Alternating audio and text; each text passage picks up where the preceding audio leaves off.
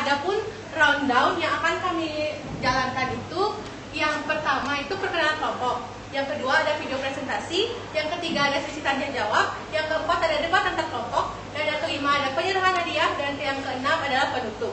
Nah, untuk pertama kita akan memperkenalkan diri kami masing-masing terlebih dahulu. Perkenalkan, nama saya Niputu Ayudhya Sudawati Mitra Patiwi, nomor absen 30. Perkenalkan, nama saya Novita Angelina, absen 31. Perkenalkan, yang nama saya Komar Robert Arya Wijaya, absen 11. Perkenalkan, nama saya Gede Bro Setia, absen 5. Nah, sekarang kita akan memberikan video presentasinya. Halo semuanya, jadi kita akan mempelajari tentang konsekuensi pelanggaran kesepakatan. Adapun materi-materi yang akan kami bahas itu yang pertama ada pengertian kesepakatan, yang kedua antara norma dan kesepakatan, yang ketiga ada norma di sekolah. Yang pertama ada pengertian kesepakatan. Kesepakatan atau yang disebut juga dengan pemufakatan diartikan sebagai sikap yang menyepakati akan satu atau beberapa hal oleh salah satu pihak dengan pihak yang lain, di mana kesepakatan tersebut dilakukan dalam rangka mencapai tujuan tertentu. Kesepakatan memiliki prinsip yang adil, tidak memberatkan salah satu pihak, bertanggung jawab, dan memiliki konsekuensi hukum atau sanksi jika pelanggaran atau penyelewengan atas kesepakatan yang telah dibuat bersama. Kisi-kisi dari kesepakatan dapat bersumber dari manapun, dari ajaran agama, adat, atau budaya. Kemudian ada antara norma dan kesepakatan. Apa sih perbedaannya norma dengan kesepakatan? Norma adalah sebuah kesepakatan yang dibangun oleh masyarakat. Norma dibuat sebagai aturan bersama, sebagai cara hidup bersama, dan sekaligus menjadi pemandu untuk mencapai tujuan bersama. Kesepakatan dibuat melalui beberapa cara, melewati beberapa pertemuan dan diskusi yang mendalam, dan melibatkan banyak orang dengan segala kepentingannya. Jenis-jenis dogma. Yang pertama ada dogma agama. Dogma agama merupakan aturan-aturan yang dijalankan oleh masyarakat yang sumbernya berasal dari Tuhan Yang Maha Esa. Dogma ini biasanya berisi akan perintah dan larangan yang harus dipatuhi oleh penganut agama tersebut. Dogma agama sendiri dipercaya jika dilanggar memiliki sanksi yang nantinya akan diberikan setelah orang tersebut meninggal dunia, berupa dosa maupun hukuman yang harus dijalankan berdasarkan ajaran masing-masing agama di akhirat. Di Indonesia sendiri, norma agama berbeda-beda dikarenakan terdapat 6 agama berbeda yang hidup saling berdampingan. Kemudian, ada pun contoh dari norma agama dalam kehidupan sehari-hari. Yang pertama, menghargai posisi ibadah umat beragama lain. Yang kedua, tidak mengejek agama dan kepercayaan yang dianut oleh temannya. Yang ketiga, sebisa mungkin hindari candaan yang berkaitan dengan perbedaan keyakinan dan agama. Kemudian yang keempat, tidak berkomentar rasis mengenai agama lain di postingan sosial media. Kemudian yang terakhir, tidak mengolok-olok agama lain menggunakan meme.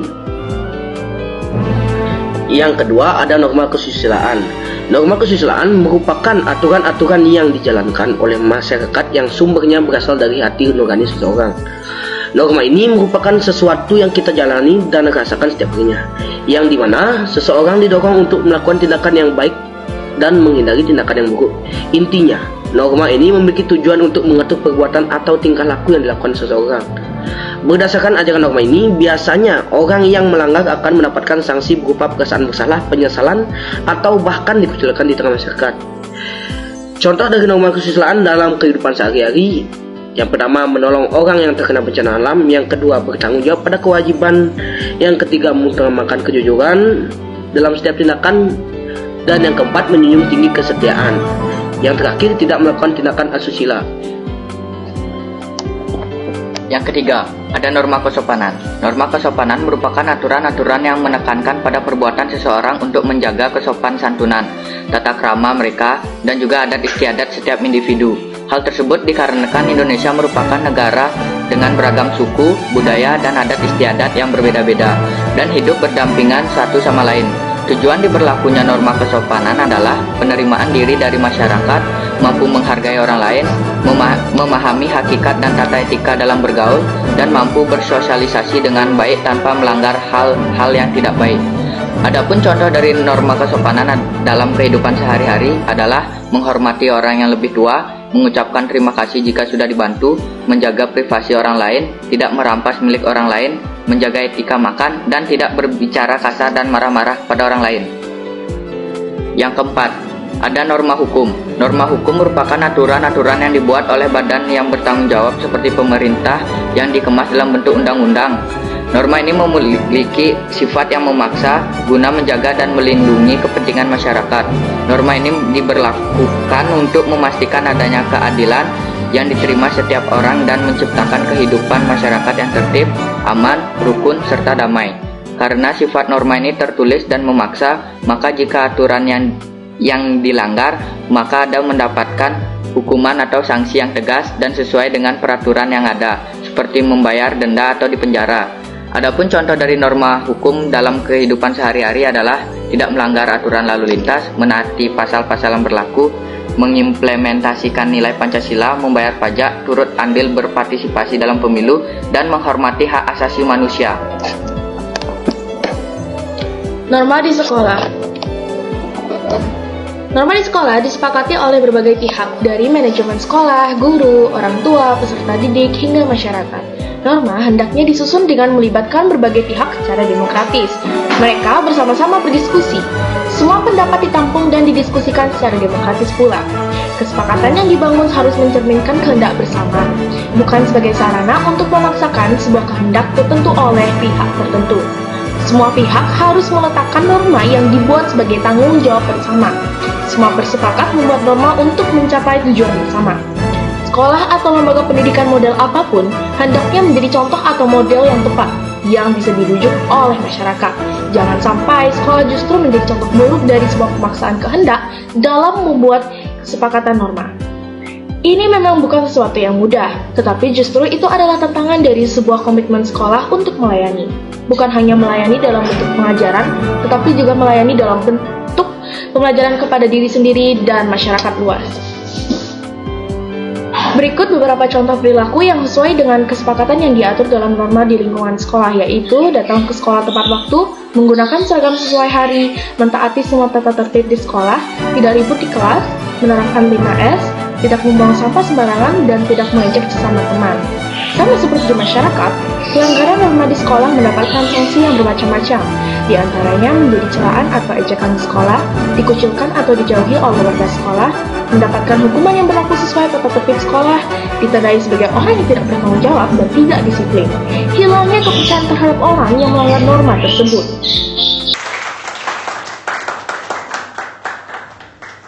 Nah, itu dia tadi pemaparan video presentasi dari kelompok kami. Sekarang kami buka sesi tanya jawab. Ada yang mau bertanya? Saya adalah Putari Karisma Dewi, absen 26. Saya ingin bertanya, sudahkah kelompok kalian menetapkan norma kesusilaan atau malah melanggar? Coba sebutkan norma kesusilaan apa yang kelompok kalian sudah lakukan dalam kehidupan sehari-hari. Terima kasih. Terima kasih.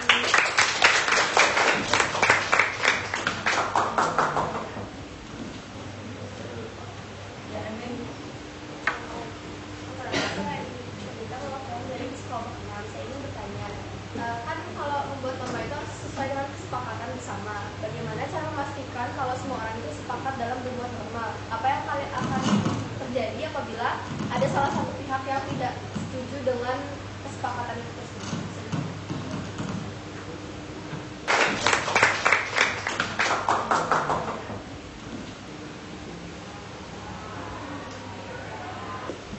Ya, Yogi. Karena dari video nomor 2 saya mau nanya. Misalkan di suatu tempatnya ada norma, tapi tiba-tiba buat lagi kesepakatan baru, gimana tuh kira-kira hukum itu? Maka boleh seperti itu atau gimana?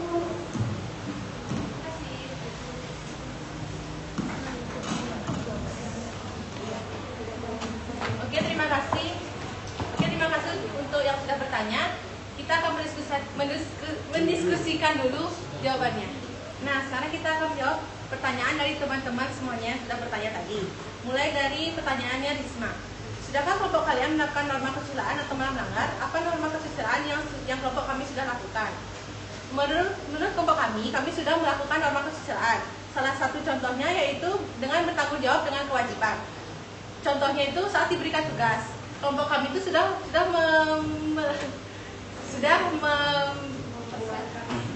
membuat tugasnya dengan baik dan benar, lalu mengumpulkan juga dengan tepat waktu. Nah, itu salah satu contohnya norma kesusilaannya.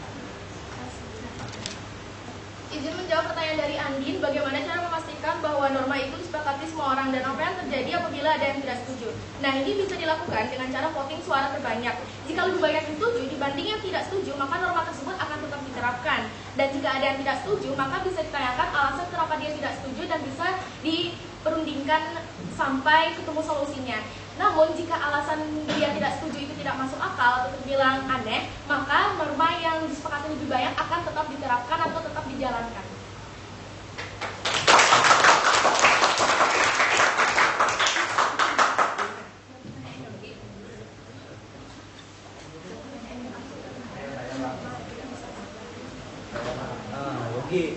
Yogi bertanya tadi apakah kan misalnya di suatu tempat itu udah ada normanya ya, tapi dia membuat norma lagi sekarang baru. Jawabannya itu tetap bisa ya, asal semua itu harus diperundingkan atau dibicarakan. Misalnya di perumahan ini udah ada normanya, tapi orang lain tuh pengen buat norma baru. Dengan cara kita tuh harus musyawarah, harus berkumpul dan berunding tentang itu, dan nanti hasilnya akan ditentukan oleh voting atau suara terbanyak atau yang terbaik lah. Jawabannya bisa.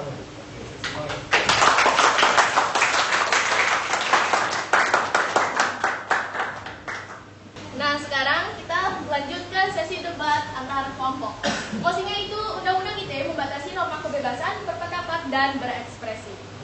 Nah, jadi ini bagi dari dua kubu, yaitu pro dan kontra. Yang pro itu ada kelompok 2, 3, 4, dan 6. Berarti yang kelompok pro itu setuju akan mosi ini. Dan kalau kelompok kontra sudah pasti tidak setuju, yaitu kelompok kontra ada 1, 5, dan 8. Nah, kelompok ini akan masing-masing menyampaikan argumennya, dimulai dari kelompok pro, yaitu kelompok 2 akan dibantah oleh kelompok 1, lalu lanjut ke kelompok 3 akan dilanjutkan oleh kelompok 5, dan kelompok 4 selanjutnya dilanjutkan sampai kelompok 8, dan akhirnya akan ditutup oleh kelompok 6 dari pro. Dan dari situ kita bisa membandingkan yang mana poinnya lebih masuk akal.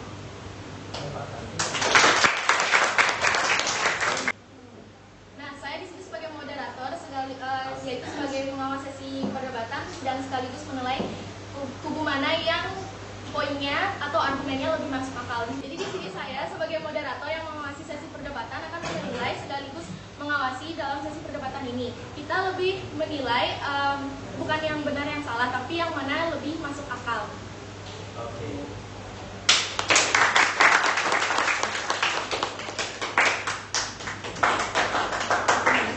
Jadi setiap kelompok akan diberikan waktu untuk membangun paparan argumen selama 40 detik. Bisa dimulai dari kelompok pro.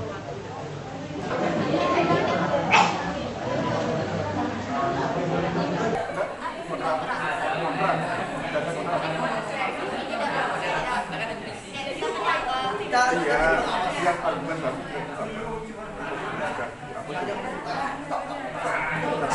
Satu aja. Kalau saya memberikan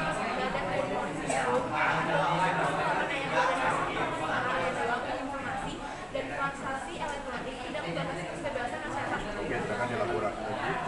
Nanti tujuannya kan harus adalah ya.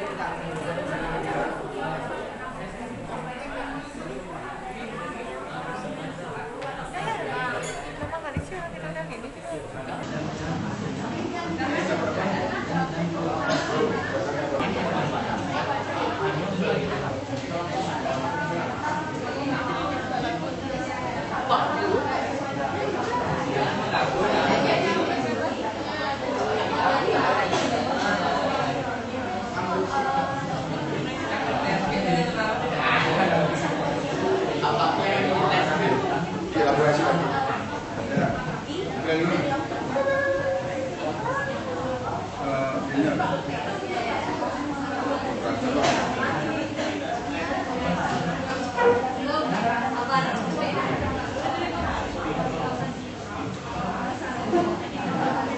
dari kantor yang menanya, yang bergawe apa yang menanya nih yang didengar, kantor yang didengar ini. Kamu kan itu sekarang kerjakan dari kan itu kan kamu kan banyak yang mana sekarang yang kamu kan banyak yang bukan menanya tentang apanya, baru jelas secara kamu. Dari apa sih bilang kamu yang mana kita apa aja.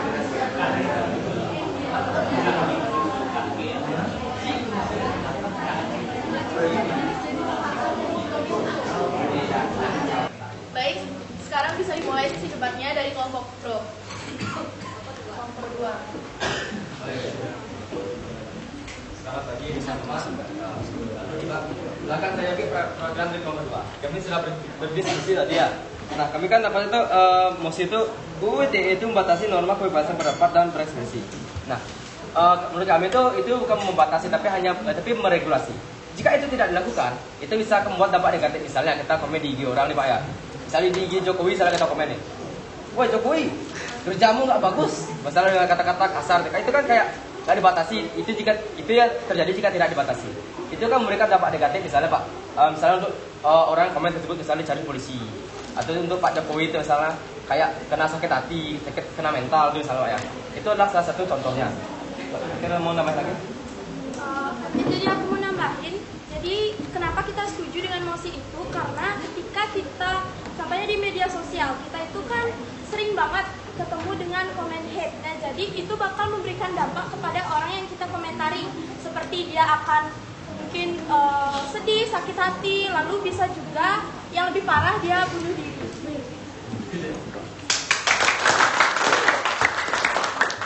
Sekarang dilanjutkan atau bisa ditanggapi dari kelompok kontra. Selanjutnya saya akan menanggapi dari pendapat dari kelompok 2 tentang dia menganggap kalau misalnya UU ITE itu membatasi kebebasan dalam berpendapat. Menurut pasal 28 ayat 2 dan pasal 45A ayat 2 UU Informasi dan ITE itu tidak membatasi masyarakat untuk berpendapat. Namun UU ITE ini lebih mengontrol masyarakat dalam yang namanya berpendapat untuk menggunakan bahasa yang baik, bahasa yang sopan dan tidak menyinggung pihak manapun atau menyebarkan kebencian.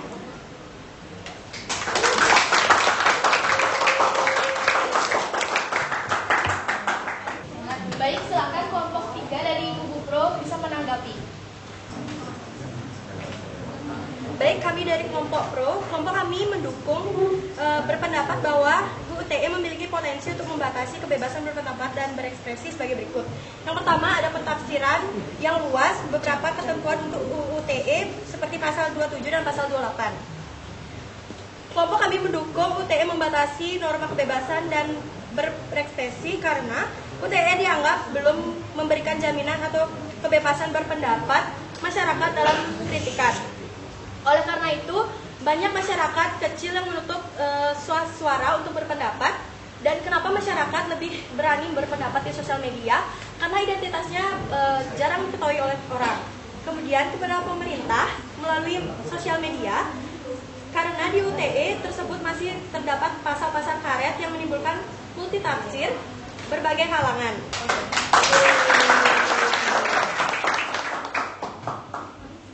Baik, sekarang bisa dilanjuti dari kelompok kontra. Baik, di sini saya akan menjanggah dari kelompok 3, yaitu mengenai mereka setuju dengan UU ITE akan membatasi kebebasan dalam berpendapat dan berekspresi, di mana kebebasan dalam berpendapat dan berekspresi adalah hak yang diakui secara internasional oleh Konvensi HAM, di mana itu termasuk dalam hak asasi atas kebebasan pribadi, di mana dokumen yang mencakup hak asasi ini adalah Deklarasi Universal Hak Asasi Manusia yang diadopsi oleh PBB pada tahun 1948 pasal 19. Dalam deklarasi menyatakan bahwa setiap orang berhak atas kebebasan berpendapat dan berekspresi. Hak ini termasuk kebebasan memilih pendapat tanpa campur tangan dan menerima atau menyebarkan informasi dan gagasan melalui apapun tanpa memandang sudut apapun. Yang pertama, kebebasan berpendapat dan berekspresi adalah hak asasi manusia yang diakui secara internasional. Tentang UU ITE, yang dianggap membatasi kebebasan ini adalah upaya untuk memastikan bahwa hak yang dihormati atau hak asasi manusia ini akan dihormati dan selalu dilindungi. Yang kedua, batasan yang kurang jelas dan menyebabkan penyalahgunaan hukum, menghambat. Terima kasih. Baik teman-teman dari kelompok 5 yang saya cintai, izin menyanggah dari kelompok kalian. Kami sangat setuju dengan mosi Undang-Undang ITE yang membatasi norma kebebasan berpendapat dan berekspresi. Kalian di sana kan tadi ada nyebutin tentang hak asasi. Nah, seperti yang kita tahu, kebebasan berpendapat itu adalah kebebasan yang mengacu pada sebuah hak untuk berbicara secara bebas tanpa ada tindakan sensor. Nah, pada hak yang sudah diberikan itu bisa saja terjadi ujaran kebencian. Maka dari itu perlu dari adanya pemerintahan itu untuk membatasi kebebasan tersebut. Nah, seperti pada pasal 45A ayat 2 Undang-Undang ITE disebutkan setiap orang yang sengaja dan tanpa hak menyebarkan informasi yang ditujukan mungkin akan kena pidana dengan penjara paling lama itu 6 tahun dan paling banyak denda itu 1 miliar rupiah. Jadi perlu digarisbawahi, membatasi itu bukan berarti melarang. Membatasi itu artinya mengontrol agar tidak terjadi penyalahgunaan dari kebebasan tersebut. Terima kasih.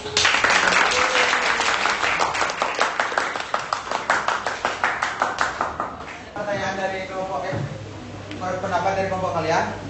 Pembatasan kebebasan berpendapat, beberapa orang berpendapat bahwa UU ITE seringkali digunakan untuk membatasi kebebasan berpendapat dan berbicara di dunia maya. Mereka berpendapat bahwa undang-undang ini digunakan untuk mengekang suara-suara kritis dan opini yang berbeda. Namun sebenarnya norma ini tidaklah membatasi individu untuk berpendapat. Perlu diingat bahwa setiap undang-undang memiliki kelebihan dan kelemahan dan implementasinya juga memainkan peran penting.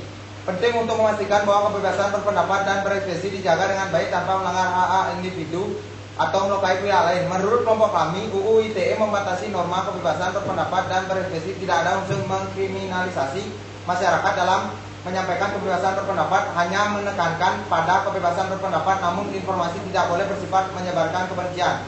Seperti yang dikatakan pada kelompok tadi, pada pasal 28 ayat 2 dan pasal 28 ayat 2 dan UU Informasi dan Transaksi Elektronik UU ITE tidak membatasi kebebasan masyarakat untuk berpendapat. Terima kasih.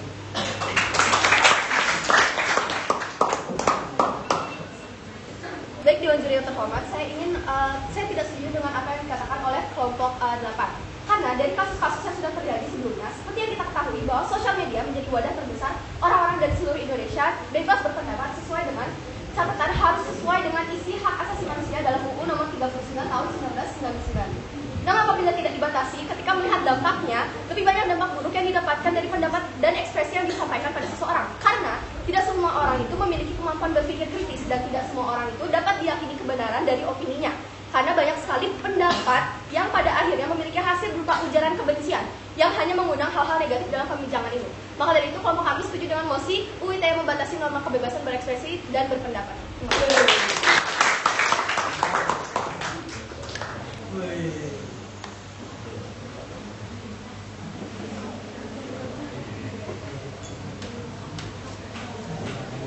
Jadi setelah diamati dari masing-masing kelompok argumennya sudah cukup bagus. Cuman saya harus menyampaikan satu kelompok yang argumennya paling masuk akal, tidak terlalu based on text, dan bisa membangun argumen yang sangat bagus dan bisa menekankan tiap kalimat yang ada di argumen tersebut. Saya akan mengumumkan kelompoknya, yaitu dari kelompok 4.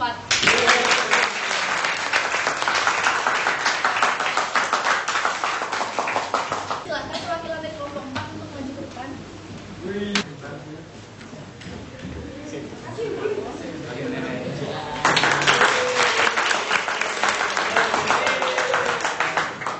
Satu, dua, tiga, cekrik. Dulu. 1, 2, 3, cekrik. Sudah. Baik, berikan applause buat kelompok 7. Jadi kelompok 7 sudah keluar dari model yang biasa, sekarang sudah mulai dengan debat. Ini sangat bagus sekali dan cocok dengan materi kita, sesuai dengan karakteristik materi pendidikan Pancasila. Lagi tepuk tangan dulu. Di samping kelompok penyaji sudah bagus, kelompok audien juga sangat berpartisipasi. Nah, inilah menjadi harapan kita karena modal kalian menghadapi era industri 4.0 adalah 1 kerjasama, 2 kolaborasi.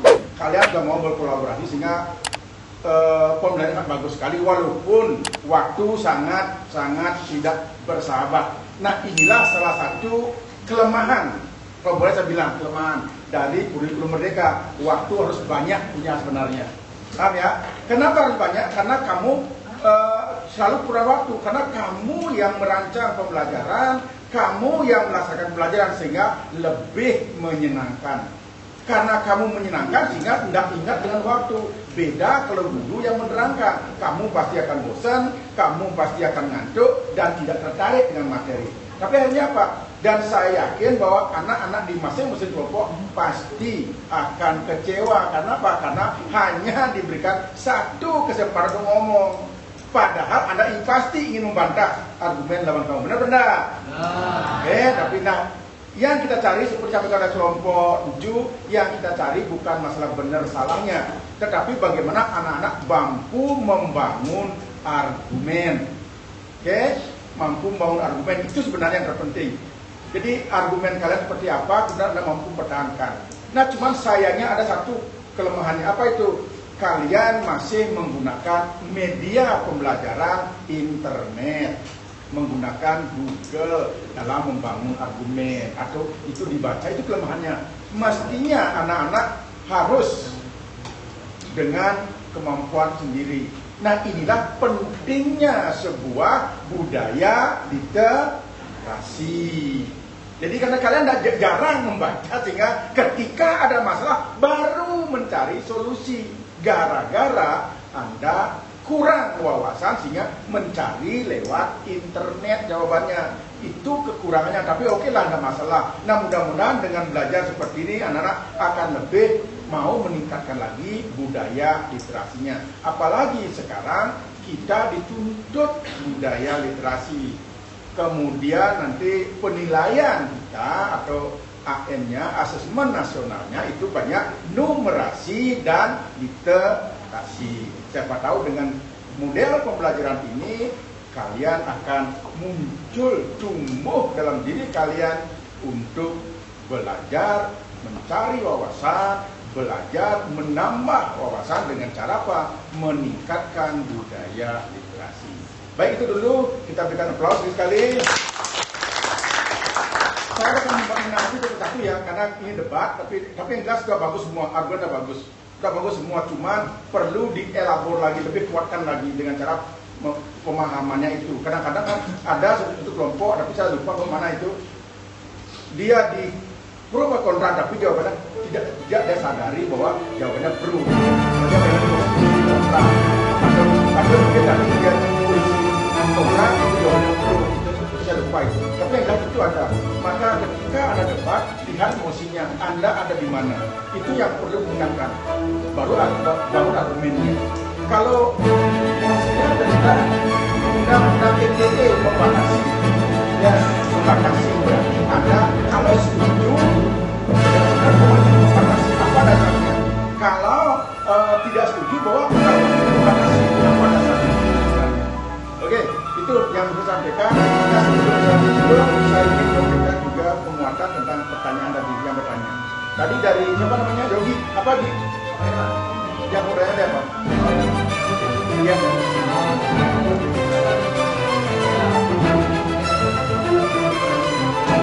Nah, di dalam hukum kan asas nih, salah satunya adalah asas hukum yang lama diabaikan oleh yang baru gitu. Maka kalau hukum yang lama karena dia nggak sesuai dengan perkembangan zaman, nggak sesuai dengan waktu sekarang ini, maka diganti oleh yang baru. Itu tidak masalah. Yang penting yang menjadi catatan kita di saat anak-anak membuat aturan atau negara membuat aturan harus didasari oleh apa? Kesepakatan atau konsensus. hasil sebuah negosiasi, bukan dominasi. Bukan dipaksakan oleh sekelompok orang, nggak boleh. Harus negosiasi di sana, harus ada kesepakatan di sana. Itu yang terpenting. Tetapi asas hukumnya salah satunya mengatakan bahwa hukum yang lama diabaikan oleh hukum yang lama. Hukum yang umum diabaikan oleh hukum yang khusus, gitu. Itu ya dasarnya. Jadi waktunya sangat mepet supaya dapat. Yang kedua, coba dari yang bertanya. Ya. Bagaimana cara memastikan semua orang itu sepakat dalam pembuatan norma dan apa yang terjadi apabila ada beberapa pihak yang tidak setuju dengan kesepakatan? Nah, di alam demokrasi ini yang perlu dicatat. Di alam demokrasi bahwa kita sepakat untuk tidak sepakat. Itu kuncinya demokrasi. Bahwa kita sepakat untuk tidak sepakat. Nah, ketika membuat aturan, membuat norma harus ada konsensus, ada kesepakatan, gitu kan? Ada kesepakatan. Nah, karena demokrasi ada mengatakan bahwa kita sepakat untuk tidak sepakat. Di saat ada orang yang sepakat, karena kita menganut demokrasi Pancasila, semua harus diusahakan musyawarah mufakat. Tapi toh sudah kita gunakan semaksimal mungkin. Tetapi karena waktu yang mendesak, perbedaan terlalu jauh, maka dilakukan voting. Gitu. Kenapa voting? Karena kita sepakat, tidak sepakat. Boleh dong orang kontra, boleh dong orang nggak setuju. Karena itu demokrasi, kan gitu. Tetapi di saat anak-anak setuju, saat voting, Anda harus bertanggung jawab. Oh, ini hasil voting. Saya nggak setuju, nggak boleh lagi begitu. Mengatakan nggak setuju saat pembahasan, tapi begitu selesai pembahasan sudah ada kesepakatan lewat mekanisme voting, kita juga bertanggung jawab bahwa itulah kesepakatan bersama lewat voting. Oke, paham ya? Baik, yang terakhir coba lagi. Ya. Sudahkah kelompok kalian menetapkan norma kesusilaan atau norma melanggar? Nah, itu jawabannya kan di sana nanti jawabannya. Tapi saya berikan begini. Bahwa norma itu penting begini. Norma itu kan pertama kan ada beberapa. Yang pertama yang lahir pertama kali adalah norma agama. Norma yang bersumber dari ajaran agama. Yang Muslim sumber normanya adalah Al-Quran. Ya begitu kan, dari agamanya Islam. Yang Hindu sumbernya dari agama Hindu. Yang beragama Kristen, Katolik itu bersumber dari ajaran Kristen atau Katolik. Konghucu Buddha juga sama. Itu. Nah, apa namanya? Sanksinya apa? Dosa. Karena sanksinya tidak mengikat, karena dosa itu diterima nanti. Nanti entah kapan, tidak tahu. Maka muncul norma yang selanjutnya. Ada norma kesusilaan. Norma kesusilaan itu bersumber dari mana? Dari hati nurani. Norma kesusilaan ini, hati nurani. Sanksinya apa? Dikucilkan. Contohnya apa? Anak-anak pakaian seksi. Pakaian seksi itu norma kesusilaan. Berarti hati nurani tidak cocok dengan hati nurani kita sebagai orang timur. Pakaian seksi. Hanya apa? Orang tua kan, nah jangan bergaul dengan orang itu. Karena itu tidak tahu tidak tahu tata susila. Berarti dia akan dijauhin, dikucilkan. Ya. Kemudian saja ada norma apa? Ada norma kesopanan, lahir dari pergaulan. Karena anak-anak dengan saya bergaul di sini, maka anak-anak wajib menyebut saya Pak Guru. Nggak boleh bilang Pak, biar Bapak lebih mudah, saya panggil Kang Guru aja deh. Nggak boleh, harus Pak Guru. Jangan bilang Kang Guru.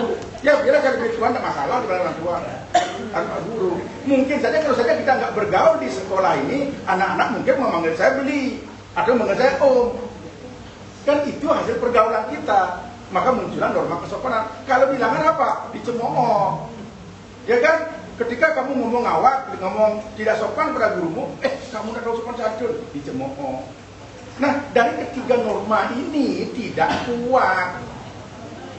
Gitu loh. Maka terakhir muncullah norma hukum yang dibuat, didekatkan oleh negara. Sanksinya jelas, tegas. Apa itu? Penjara, bisa denda. Kalau norma agama, oke, dia melanggar, toh dosanya nanti tidak akan saya tahu. Kalau melanggar norma susila, dikucilkan di kompleks sana, pindah ke kompleks sini, dikucilkan di perumahan ini, pindah ke bencana. Bisa lari dia. Norma kesopanan juga sama. Ketika dicemooh, biarlah, tidak usah dengan dia. Tidak tegas. Tapi kalau norma hukum, tidak bisa. Kalau anak-anak melanggar norma hukum, anak-anak akan dikenakan sanksi yang tegas. Melanggar di Indonesia, lari ke Amerika, dikejar. dikejar oleh hukum Indonesia. Nanti melakukan kerjasama apa? Dengan Interpol, International Police, nanti dengan Amerika. Tolong warga negara kami yang lari karena melakukan tindak pidana Indonesia, tolong deportasi. Tegas dia. Tidak seperti norma yang lain. Oke? Saya kira itu yang bisa saya kuatkan. Mohon maaf karena saya agak sedikit cepat-cepat karena waktu sangat terbatas. Tapi apa yang kita lakukan hari ini sangat luar biasa sekali. Bagaimana anak-anak diuji untuk memahami apa yang menjadi permasalahan yang kita hadapi.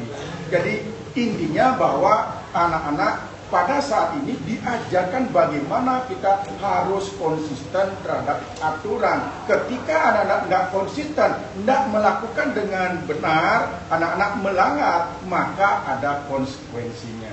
Nah itulah yang dibahas dari kelompok 7, konsekuensi terhadap pelanggaran kesepakatan.